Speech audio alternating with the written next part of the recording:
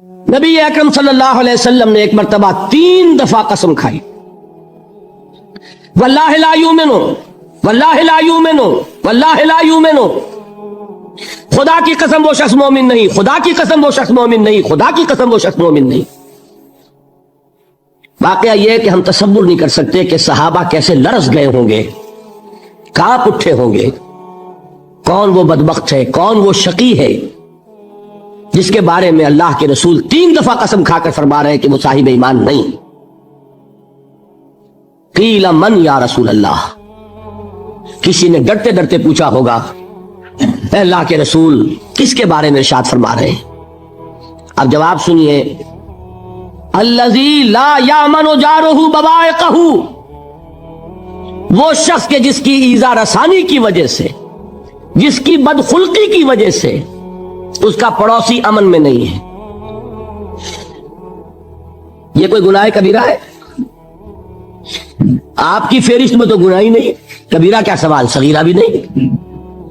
زیادہ زیادہ آپ یہ کہیں گے کہ ذرا بد اخلاقی ہے، کج خلقی ہے، بس اچھا کردار کا معاملہ نہیں ہے، یہ کہیں گے، گناہ کی فہرست میں نہیں آئے گی بات۔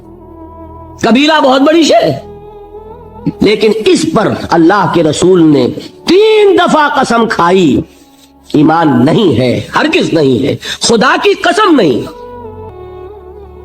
فرمایا حضرت انس ابن مالک نے، یہ روایت جو میں نے آپ کو ابھی سنائی ہے، یہ کوئی ایسی ویسی روایت نہیں ہے، متفق علیہ ہے، بخاری اور مسلم دونوں میں موجود، ٹھیک ہے۔ وہ حضور کے خادم خاص ہے، جیسے ذاتی کوئی ہوتا ہے معاملات میں مدد کرنے والا، خدمت کرنے والا، وہ ہے انس ابن مالک۔ کیونکہ ان کا تعارف ہو گیا ہے رضی اللہ تعالیٰ عنہ، تو ایک بات پہلے اور سنا دوں۔ جو بچہ اپنے اس بچپن سے لے کر 9 برس کی عمر تھی جب آئے حضور کے پاس، انتقال کے وقت عمر کتنی ہوگی؟ 19 برس۔ 10 برس حضور کی خدمت میں رہے۔ پہلے تو حضور کے اخلاق کی جو گواہی وہ دے رہا ہے وہ اس کی زبان سے سنیے کہ میں 10 برس حضور کی خدمت میں رہا، کسی بات پر ڈانٹنا تو کجا، حضور نے کبھی مجھ سے یہ بھی نہیں فرمایا کہ اے انس تم نے وہ کام کیوں نہیں کیا۔ یہ ہے ایک آقا کی حیثیت سے محمد الرسول اللہ صلی اللہ علیہ وسلم کا اخلاق۔ اگر نہیں کیا خود کر لیا، کوئی ڈانٹ ڈپٹ نہیں۔ حالانکہ بچے ہیں، بچوں کو ویسے بھی ڈانٹ ڈپٹ دیا جاتا ہے، لیکن نہیں۔ اب ان صحابی کی ایک گواہی سنیے، قلما خطبنا رسول اللہ صلی اللہ علیہ وسلم الا قال، فرماتے ہیں کہ شاذ ہی کبھی ایسا ہوا ہوگا کہ حضور نے کبھی خطبہ ارشاد فرمایا ہو اور اس میں یہ الفاظ نہ ہو۔ الفاظ سمجھ رہے؟ جب بھی خطبہ دیتے تھے آپ یہ الفاظ ضرور فرماتے تھے، شاذ کبھی رہ جائے تو رہ جائے، قلما خطبنا رسول اللہ صلی اللہ علیہ وسلم الا قال، کیا فرمایا؟ لا ایمان لمن لا امانت لہ ولا دین لمن لا عہد لہ، جس شخص میں امانت داری نہیں اس کا کوئی ایمان نہیں، جس میں ایفاء عہد نہیں اس کا کوئی دین نہیں۔ بنا پھرتا ہو وہ دیندار، بنا پھرتا ہو وہ صاحب ایمان اور امتی حضور کا، امانت داری نہیں تو ایمان نہیں، ایفاء عہد نہیں تو دین نہیں۔ کس کا فرمان ہے؟ کسی آج کے زمانے کے مفتی کی بات نہ سمجھ لیجئے گا کہ جس کو آسانی سے آپ چاہیں تو رد کر دیں، یہ محمد الرسول اللہ صلی اللہ علیہ وسلم کا فرمان ہے۔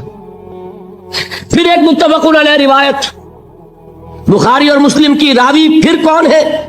ابو ہریرہ رضی اللہ تعالیٰ عنہ، فرماتے ہیں حضور نے ارشاد فرمایا لا یزنی الزانی حین یزنی وہو مومن ولا یسرق السارق حین یسرق وہو مومن ولا یشرب الخمر حین یشرب وہو مومن، کوئی زانی حالت ایمان میں زنا نہیں کرتا۔ کیسے ممکن ہے؟ ایمان ہو اور زنا ہو جائے، پھر وہ ایمان دھیلے کا ہوا؟ کیا قدر و قیمت اس ایمان کی؟ وہ تو اٹھا کر پھینک دینے کی چیز ہے۔ ایمان اور اخلاق پہ اثر انداز نہ ہو، ایمان اور کردار کو نہ بدلے، ایمان اور عمل کو نہ بدلے تو کس مرض کی دوا؟ پھینکو اٹھا کر۔ نہیں ممکن کہ ایمان ہو اور زنا ہو، نہیں ممکن کہ ایمان ہو اور چوری ہو، لا یسرق السارق حین یسرق وہو مومن، کوئی چور حالت ایمان میں چوری نہیں کرتا، کوئی شرابی حالت ایمان میں شراب نہیں پیتا، بلا یشرب الخمر حین یشرب وہو مومن، کوئی شراب پینے والا وہ مومن نہیں ہوتا جب وہ شراب پی رہا ہوتا ہے، اس وقت اس کے دل سے ایمان نکل جاتا ہے۔ اب دیکھیے یہاں کیا میں نے کل بتایا تھا نا، مغالطے کیا ہو گئے؟ مغالطے یہ ہو گئے کہ اس کو سمجھ لیا قانونی بات، یہ قانونی بات نہیں ہے، وہ قانونی ایمان کی بات نہیں ہو رہی، یہ حقیقی ایمان کی بات ہو رہی۔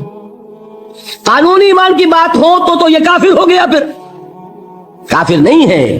قانونی ایمان کا دار و مدار قول پر ہے، یہ وہ حقیقی ایمان ہے، قلبی یقین والا ایمان، اس کے بارے میں فرمایا جا رہا ہے۔ وہ دل سے نکل جاتا ہے تو گناہ ہو سکتا ہے۔